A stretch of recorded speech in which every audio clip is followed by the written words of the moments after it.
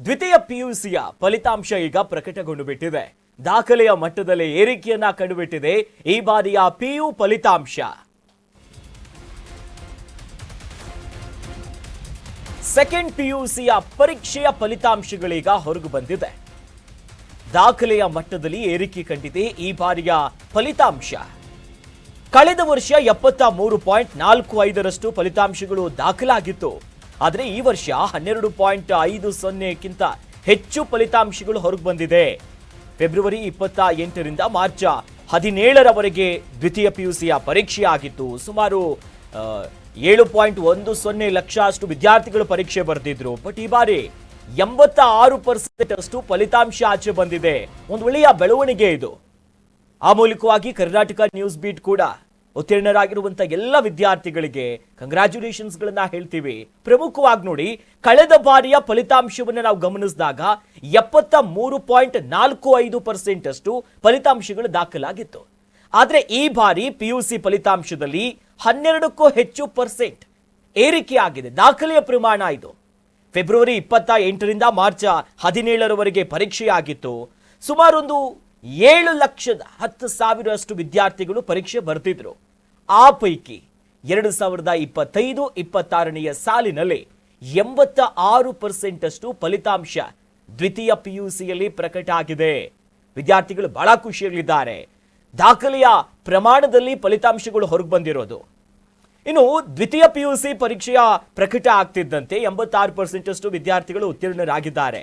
ಅಂದ್ರೆ 7,10,363 ವಿದ್ಯಾರ್ಥಿಗಳ ಪೈಕಿ 6,00,000 ಸುಮಾರು 10,000 ವಿದ್ಯಾರ್ಥಿಗಳು ಪರೀಕ್ಷೆಯಲ್ಲಿ ಪಾಸ್ ಆಗಿದ್ದಾರೆ, ತೇರ್ಗಡೆಯಾಗಿದ್ದಾರೆ. ಅಂದ್ರೆ ದಾಖಲೆ ಮಟ್ಟನೇ ಇದು. ಅಷ್ಟರ ಮಟ್ಟಿಗೆ ಏರಿಕೆ ಆಗಿದೆ. 12% ಅಷ್ಟು. ಕಳೆದ ವರ್ಷ 73.45% ಅಷ್ಟು ವಿದ್ಯಾರ್ಥಿಗಳು ಮಾತ್ರ ಪಾಸ್ ಆಗಿದ್ರು. ಆದ್ರೆ ಈ ಸಾಲಿನಲ್ಲಿ ಹಂಗಿಲ್ಲ, 12% ಜಾಸ್ತಿ, 86% ಅಷ್ಟು ವಿದ್ಯಾರ್ಥಿಗಳು ಪಾಸ್ ಆಗಿದ್ದಾರೆ. ಅತಿ ಹೆಚ್ಚಿನ ಸಂಖ್ಯೆಯಲ್ಲಿ ವಿದ್ಯಾರ್ಥಿಗಳು ಪರೀಕ್ಷೆ ಬರೆದವರಲ್ಲಿ ಎಲ್ಲರೂ ಕೂಡ ಅತಿ ಹೆಚ್ಚಿನ ಸಂಖ್ಯೆಯಲ್ಲೇ ಪಾಸ್ ಆಗಿರೋದು ನಿಜಕ್ಕೂ ಖುಷಿಯ ವಿಚಾರ ಇದು. ಈಗಾಗಲೇ ರಾಜ್ಯ ಸರ್ಕಾರ ಕೂಡ ಈ ಬಾರಿಯ ಫಲಿತಾಂಶದಲ್ಲಿ ಸಾಕಷ್ಟು ಬದಲಾವಣೆ ಮಾಡಿದೆ.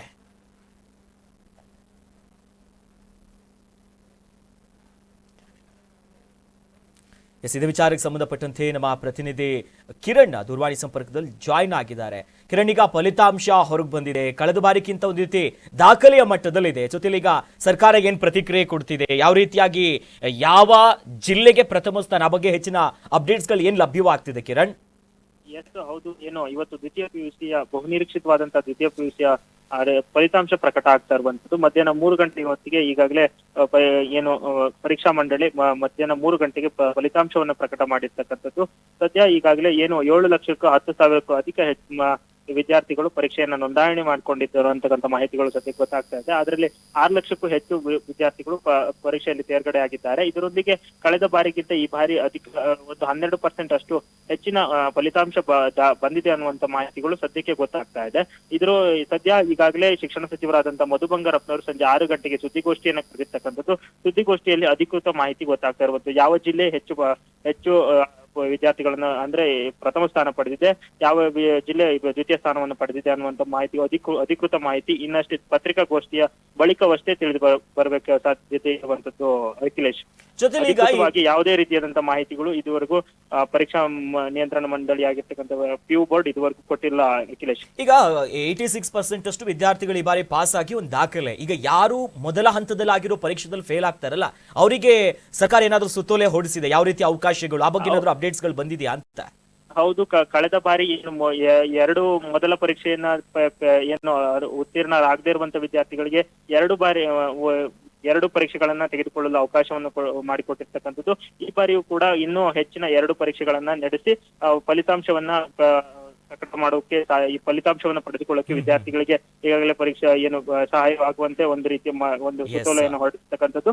ಇದ್ರ ಜೊತೆಗೆ ಪರೀಕ್ಷೆಯಲ್ಲಿ ಒಂದಿಷ್ಟು ಅಂಕಗಳನ್ನ ಹೆಚ್ಚಿನ ಅಂಕಗಳನ್ನ ಬೇಕು ಎನ್ನುವಂತ ವಿದ್ಯಾರ್ಥಿಗಳಿಗೂ ಮೇಲ್ಮನವಿಯನ್ನ ಸಲ್ಲಿಸೋದಕ್ಕೂ ಸಹ ಈಗಾಗಲೇ ಅವಕಾಶವನ್ನು ಮಾಡಿಕೊಡುವಂತದ್ದು. ಇವೆಲ್ಲದರ ಮಾಹಿತಿಗಳು ಸದ್ಯಕ್ಕೆ ಸಂಜೆ 6 ಗಂಟೆ ಸಚಿವರ ಸುದ್ದಿಗೋಷ್ಠಿಯ ನಂತರವೇ ಅಧಿಕೃತವಾಗಿ ಗೊತ್ತಾಗ್ತಾ ಇರುವಂತದ್ದು.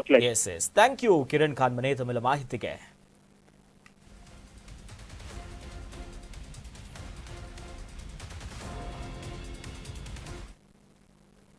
ದ್ವಿತೀಯ ಪಿಯುಸಿಯ ಪರೀಕ್ಷೆಯ ಫಲಿತಾಂಶಗಳು ಪ್ರಕಟ ಆಗಿದೆ. ಅದರಲ್ಲೂ ಕೂಡ ಈ ವಿಜ್ಞಾನ ವಿಚಾರದಲ್ಲಿ 98% ಸಾಧನೆಯನ್ನ ಮಾಡಲಾಗಿದೆ ಸೈನ್ಸ್ ಸಬ್ಜೆಕ್ಟ್ಸ್ಗಳಲ್ಲಿ. ದ್ವಿತೀಯ ಪಿಯುಸಿಯ ಫಲಿತಾಂಶ ಈಗಾಗಲೇ ಪ್ರಕಟ ಆಗಿದೆ. ವಿಜ್ಞಾನ ವಿಷಯದಲ್ಲಿ 98% ಸಾಧನೆಯನ್ನ ಗೈದಿದ್ದಾರೆ. 600ಕ್ಕೆ 593 ಅಂಕವನ್ನ ಶ್ರೀಲಯ ಅನ್ನುವಂತ ವಿದ್ಯಾರ್ಥಿ ಪಡೆದಿದ್ದಾರೆ. ಕೋಲಾರದ ಸಹ್ಯಾದ್ರಿ ಕಾಲೇಜಿನ ವಿದ್ಯಾರ್ಥಿನಿಯಾಗಿರ್ತಾರೆ ಶ್ರೀಲಯ ಅಂತ. ಸೈನ್ಸ್ ಯಾರ್ಯಾರು ಚೂಸ್ ಮಾಡಿರ್ತಾರೆ, ಈ PCMB, PCMS ಹೀಗೆ ಇಂಥ ವಿಷಯಗಳಲ್ಲಿ ಪ್ರಮುಖವಾಗಿ ಸೈನ್ಸ್ನಲ್ಲಿ 600ಕ್ಕೆ 593 ಅಂಕವನ್ನ ಗಳಿಸಿ ಈಗ ಸಾಧನೆಯನ್ನ ಮಾಡಿದ್ದಾರೆ ಶ್ರೀಲಯ ಅಂತ. ಇವರು ಕೋಲಾರದ ಸಹ್ಯಾದ್ರಿ ಕಾಲೇಜ್ನಲ್ಲಿ ಓದ್ತಾ ಇದ್ರು. ಈಗ ಕಾಲೇಜಿಗೂ ಹೆಮ್ಮೆ, ಕುಟುಂಬಕ್ಕೂ ಹೆಮ್ಮೆ ಅಂತದ್ದೊಂದು ಸಾಧನೆ ಮಾಡಿದ್ದಾರೆ. ಕಾಮರ್ಸ್ ಅಂತ ನೋಡಿದಾಗಲೇ ಬೇರೆ ರೀತಿಯಾಗಿ ನೋಡ್ತಾರೆ, ಸೈನ್ಸ್ ವಿಚಾರದ ಸಬ್ಜೆಕ್ಟ್ಸ್ಗಳನ್ನ ಬೇರೆ ಲೆಕ್ಕಾಚಾರದಲ್ಲಿ ನೋಡ್ತಾರೆ, ಆರ್ಟ್ಸ್ ವಿದ್ಯಾರ್ಥಿಗಳ ಲೆಕ್ಕಾಚಾರಗಳೇ ಬೇರೆ. ಈಗ ಈ ಸೈನ್ಸ್ನಲ್ಲಿ PUCಯ ರಿಸಲ್ಟ್ ಆಚೆ ಬಂದಿದ್ದು 600ಕ್ಕೆ 593 ಅಂಕಗಳನ್ನ ಶ್ರೀಲಯ ಅನ್ನುವಂತ ವಿದ್ಯಾರ್ಥಿನಿ ಪಡ್ಕೊಂಡಿದ್ದಾರೆ. ಬಹಳ ಸಂಭ್ರಮದಿಂದಿದ್ದಾರೆ. ಈಗ ಆ ಮಾರ್ಕ್ ಬಂದಿರೋದು ಬಹಳ ಖುಷಿ. 593 ಬಂದಿದೆ, 7 ಮಾರ್ಕ್ಗಳು ಹೋಗಿದೆ ಒಂದೊಂದಿಷ್ಟು ಸಬ್ಜೆಕ್ಟ್ಸ್ಗಳಲ್ಲಿ. ಕೋಲಾರದ ಸಹ್ಯಾದ್ರಿ ಕಾಲೇಜಿನ ವಿದ್ಯಾರ್ಥಿನಿಯಾಗಿರ್ತಾರೆ. ಬಹಳ ಖುಷಿ ವಿಚಾರ. ಈಗ ಫಲಿತಾಂಶ ಹೊರಗು ಬಂದಿದೆ. 98% ಹೊಂದಿದ್ದಾರೆ. ಮತ್ತಷ್ಟು ಅಪ್ಡೇಟ್ಸ್ಗಳಿದೆ. ಇನ್ನು ದ್ವಿತೀಯ PUCಯ ಈ ಪರೀಕ್ಷೆಯ ಫಲಿತಾಂಶ ಆಚೆ ಬಂದಿದ್ದು ಮತ್ತಷ್ಟು ಅಪ್ಡೇಟ್ಸ್ಗಳು ಸಿಗ್ತಾ ಇದೆ. ವಾಣಿಜ್ಯ ವಿಭಾಗದಲ್ಲಿ ದಿಶಾ ರಾಜ್ಯಕ್ಕೆ ಪ್ರಥಮ ಬಂದಿದ್ದಾರೆ. 600 ಅಂಕಗಳಿಗೆ 600 ಅಂಕ ಪಡ್ಕೊಂಡಿದ್ದಾರೆ ದಿಶಾ ಅನ್ನೋರು. ಇವರ ಸಾಧನೆ ಹೀಗಿದೆ, 600ಕ್ಕೆ 600 ಔಟ್ ಆಫ್ ಔಟ್ ಪಡ್ಕೊಂಡಿದ್ದಾರೆ. ಇದು ವಾಣಿಜ್ಯ ವಿಭಾಗದಲ್ಲಿ. ಇವರು ದಕ್ಷಿಣ ಕನ್ನಡದ ಆಳ್ವಾಸ್ ಕಾಲೇಜಿನ ವಿದ್ಯಾರ್ಥಿನಿಯಾಗಿರ್ತಾರೆ ದಿಶಾ. ವಾಣಿಜ್ಯ ವಿಭಾಗದಲ್ಲಿ ರೋಹನ್, ಇನ್ನು ಪೂರ್ವಿ ಕೂಡ ದ್ವಿತೀಯ ಸ್ಥಾನ ಪಡ್ಕೊಂಡಿದ್ದಾರೆ. 600 ಅಂಕಗಳಿಗೆ 594 ಅಂಕವನ್ನ ರೋಹನ್ ಪಡ್ಕೊಂಡಿದ್ದಾರೆ. ಸೇರಿದಂತೆ ಇನ್ನೊಂದು ವಿದ್ಯಾರ್ಥಿ ಕೂಡ ಇದ್ದಾರೆ. ತುಮಕೂರಿನ ವಿದ್ಯಾವಾಹಿನಿ ಕಾಲೇಜಿನ ವಿದ್ಯಾರ್ಥಿ ಆಗಿರ್ತಾರೆ ರೋಹನ್ ಮತ್ತು ಪೂರ್ವಿ ದ್ವಿತೀಯ ಸ್ಥಾನದಲ್ಲಿದ್ದಾರೆ. ದೃಶ್ಯದಲ್ಲಿ ಗಮನಿಸ್ತಾ ಇದ್ದೀವಲ್ಲ, ಆಳ್ವಾಸಿನ ಮೂಡುಬಿದಿರೆ ಕಾಲೇಜ್ ಏನಿದೆ, ಈ ಕಾಲೇಜಿನ ವಿದ್ಯಾರ್ಥಿನಿ ದಿಶಾ ಅನ್ನೋರು ಕಾಮರ್ಸ್ನಲ್ಲಿ ಪ್ರಥಮ ರ್ಯಾಂಕ್ ಅನ್ನ ಪಡ್ಕೊಂಡಿದ್ದಾರೆ. 600ಕ್ಕೆ 600 ಔಟ್ ಆಫ್ ಔಟ್. ಇನ್ನು ಮುಂದುವರೆದಂತೆ ರೋಹನ್ ಮತ್ತು ಪೂರ್ವಿ ಕೂಡ ದ್ವಿತೀಯ PUCಯ ಫಲಿತಾಂಶದಲ್ಲಿ 600ಕ್ಕೆ 597 ಅಂಕಗಳನ್ನ ಪಡ್ಕೊಂಡಿದ್ದಾರೆ. ರೋಹನ್ ತುಮಕೂರಿನ ವಿದ್ಯಾವಾಹಿನಿ ಈ PU ಕಾಲೇಜಿನ ವಿದ್ಯಾರ್ಥಿ ಆಗಿರ್ತಾರೆ. 3 ಮಾರ್ಕ್ ಹೋಗಿರೋದು. ಪೂರ್ವಿ ಅನ್ನುವಂಥ ವಿದ್ಯಾರ್ಥಿನಿ ಕೂಡ ಹಾಗೆ. ಇನ್ನು ಅದಿತಿ ಅಂತ ಬಾಪು ಅಂತ ವಿದ್ಯಾರ್ಥಿ ಕೂಡ ರ್ಯಾಂಕ್ ನ ಪಡ್ಕೊಂಡಿದ್ದಾರೆ. ರೋಹನ್, ಪೂರ್ವಿ ವಿದ್ಯಾವಾಹಿನಿ ಕಾಲೇಜಿನ ವಿದ್ಯಾರ್ಥಿಗಳು.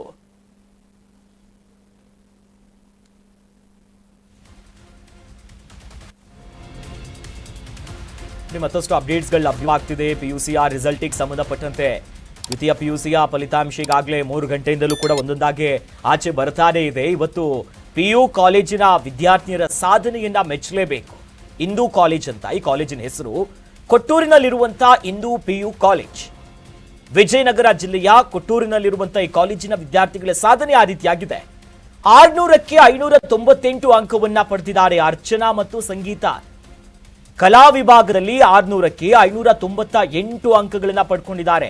ಆರ್ಟ್ಸ್ ಸಬ್ಜೆಕ್ಟ್ಸ್ ಏನು ಬರುತ್ತಲ್ಲ ಇದರಲ್ಲಿ ನೋಡಿ, ಕಾಮರ್ಸ್ನಲ್ಲಿ ಈಗಾಗಲೇ ಆಳ್ವಾಸಿನ ವಿದ್ಯಾರ್ಥಿನಿ ರ್ಯಾಂಕ್ ಪಡ್ಕೊಂಡಿದ್ದಾರೆ. ನಂತರದಲ್ಲಿ ವಿದ್ಯಾರ್ಥಿನಿಯರೇ ಮೇಲ್ಗೈಯಲ್ಲಿದ್ದಾರೆ ಎಲ್ಲಾ ಸಬ್ಜೆಕ್ಟ್ಸ್ ಅಲ್ಲೂ. ಸೈನ್ಸ್ ಅಲ್ಲೂ ನೋಡಿದ್ವಿ, ಶ್ರೀಲಯ ಅನ್ನುವಂಥ ವಿದ್ಯಾರ್ಥಿನಿ ಉತ್ತಮ ಅಂಕಗಳನ್ನ ಪಡ್ಕೊಂಡಿದ್ರು, ಮೊದಲ ರ್ಯಾಂಕ್ ಅನ್ನ ಪಡ್ಕೊಂಡಿದ್ರು.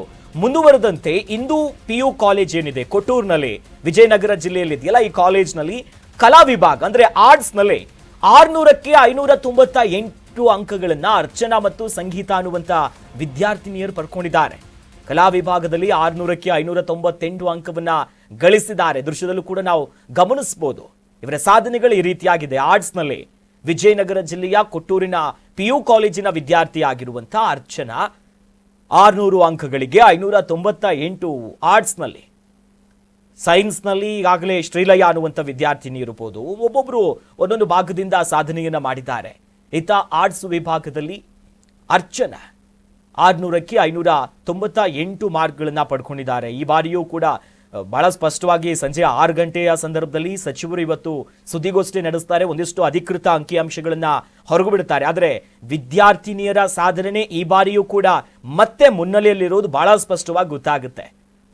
ಹುಡುಗರಕ್ಕಿಂತ ಹುಡುಗಿಯರ ಸಾಧನೆ ಹೆಚ್ಚಾಗಿದೆ. ಅತಿ ಹೆಚ್ಚಿನ ಅಂಕಗಳನ್ನ ಪಡ್ಕೊಂಡಿದ್ದಾರೆ. 600, 600ಕ್ಕೆ 598 ಹೀಗೆ ಅಂಕಗಳನ್ನ ಪಡ್ಕೊಂತಿದ್ದಾರೆ. ಅನೇಕರಿದ್ದಾರೆ ಈ ಪಟ್ಟಿಯಲ್ಲಿ. ರಾಜ್ಯದಲ್ಲಿ ಬಹಳ ಸಂತಸದ ವಿಚಾರ. ಹೆಚ್ಚಿನ ಸಂಖ್ಯೆಯಲ್ಲಿ ಫಲಿತಾಂಶ ಕೂಡ ಈ ಬಾರಿ ಹೊರಗೆ ಬಂದಿದೆ. ಹೆಚ್ಚಿನ ಅಪ್ಡೇಟ್ಸ್ ಇದೆ ನೋಡಿ. ಅನೀಶ್ ರಾಜುಗೆ ವಿಜ್ಞಾನ ವಿಭಾಗದಲ್ಲಿ 583 ಅಂಕ ಬಂದಿದೆ. 97% ಅನ್ನ ಪಡ್ಕೊಂಡು ಉತ್ತೀರ್ಣರಾಗಿದ್ದಾರೆ ಅನೀಶ್ ಅಂತ. ಇವರು ಜಯನಗರದ ನ್ಯಾಷನಲ್ ಕಾಲೇಜಿನಲ್ಲಿ ವ್ಯಾಸಂಗ ಮಾಡ್ತಿದ್ರು, ಅಲ್ಲಿ ಸ್ಟೂಡೆಂಟ್ ಆಗಿದ್ರು. ಈಗ ಅವ್ರ ಮನೆಯಲ್ಲಿ ಸಿಕ್ಕಾಪಟ್ಟೆ ಸೆಲೆಬ್ರೇಷನ್. ಅನೀಶ್ ಎನ್ನುವಂತ ವಿದ್ಯಾರ್ಥಿಯ ಮನೆಯಲ್ಲಿ ಪಾಪ ಪೋಷಕರು ಅವರಿಗೆಲ್ಲ ಸಿಹಿ ತಿನ್ನಿಸಿ ಸಂಭ್ರಮಿಸ್ತಿದ್ದಾರೆ. ಮಗ ಒಳ್ಳೆ ಅಂಕಗಳನ್ನ ಪಡ್ಕೊಂಡ. ವಿಜ್ಞಾನ ವಿಭಾಗದಲ್ಲಿ ಸೈನ್ಸ್ನಲ್ಲಿ ಆತ 97% ಅನ್ನ ಪಡ್ಕೊಂಡಿದ್ದು ದೃಶ್ಯದಲ್ಲಿ ಗಮನಿಸ್ತಾ ಇದೀವಲ್ಲ. ಈ ವಿದ್ಯಾರ್ಥಿ ಈಗ 97% ಅನ್ನ ಪಡ್ಕೊಂಡಿದ್ದಾರೆ. 583 ಅಂಕಗಳು ಬಂದಿದೆ. 600ಕ್ಕೆ ಜಯನಗರದ ನ್ಯಾಷನಲ್ ಕಾಲೇಜ್ನಲ್ಲಿ ಓದಿದ್ದು. ಈಗ ಅವ್ರ ಮನೆಯಲ್ಲಿ ಮಗ ಒಳ್ಳೆ ಮಾರ್ಕ್ ತಗೊಂಡ, ಒಂದೊಳ್ಳೆ ರ್ಯಾಂಕ್ಗಳು ಬಂದಿದೆ. ಇಷ್ಟು 97% ಬಂದಿರೋದು ಬಹಳ ಖುಷಿ ಅಂತ ಸಿಹಿ ತಿನ್ನಿಸಿ ಆ ಕುಟುಂಬ ಸಂಭ್ರಮಿಸಿದೆ. ಸಾಕಷ್ಟು ಕನಸುಗಳಿರುತ್ತೆ. ಬಹಳ ಜೊತೆಲಿ ಪೋಷಕರಿಗೂ ಬೆಳಗ್ಗೆಯಿಂದಲೂ ಕೂಡ ಆತಂಕ ಇರುತ್ತೆ, ಎಷ್ಟು ಪರ್ಸೆಂಟೇಜ್ ಬರ್ಬೋದು, ಹೆಂಗಾಗುತ್ತೆ ಏನು ಅಂತ. ಬಟ್ ಇಷ್ಟು ದಿನಗಳ ಸತತವಾದಂಥ ಫೆಬ್ರವರಿ 28ರಿಂದ ಮಾರ್ಚ್ ಇಲ್ಲಿವರೆಗೂ ಕೂಡ ಏಪ್ರಿಲ್ವರೆಗೂ ಕೂಡ ಆತಂಕ ಆಯಿತು ಏನಾಗುತ್ತೆ ಅಂತ. ಬಟ್ ಇವತ್ತು ಈ ಫಲಿತಾಂಶಗಳನ್ನು ನೋಡಿ ಕೊಂಚ ರಿಲೀಫ್ ಆಗಿದ್ದಾರೆ. ನನಗೆ ಸೆಕೆಂಡ್ PUC ರಿಸಲ್ಟ್ ಅಲ್ಲಿ 97% ಬಂದಿದೆ. ಖುಷಿ ಅನಿಸ್ತಾ ಇದೆ. ನಂಗೆ ತುಂಬಾ ಖುಷಿ ಅನಿಸ್ತಾ ಇದೆ. ಈಗ 1 ವರ್ಷ 2 ವರ್ಷ ಕಷ್ಟಪಟ್ಟಿದ್ದು ಈಗ ಫುಲ್. ಹೇಗಿತ್ತು ಸರ್ ಸ್ಟಡಿ ಎಲ್ಲ? ಸ್ಟಡಿ ಎವ್ರಿಡೇ ನಾನು 2 to 3 ಅವರ್ಸ್ ಓದ್ತಾ ಇದ್ದೆ. ಬೆಳಿಗ್ಗೆ ಹೊತ್ತು ಓದ್ತಾ ಇದ್ದೆ. ಬೆಳಿಗ್ಗೆ ಬೇಗ ಎದ್ದು ಅವಾಗ ಎನರ್ಜಿ ಜಾಸ್ತಿ ಇರ್ತಾ ಇತ್ತು. ರಿವಿಷನ್ ಮಾಡ್ತಾ ಇದ್ದೆ. ಮಾಕ್ ಟೆಸ್ಟ್ ಎಲ್ಲ ಬರೀತಾ ಇದ್ದೆ. ಕರ್ನಾಟಕ ನ್ಯೂಸ್ ಬೀಟ್ ಫಾಲೋ ಮಾಡಿ, ಸಬ್ಸ್ಕ್ರೈಬ್ ಮಾಡಿ.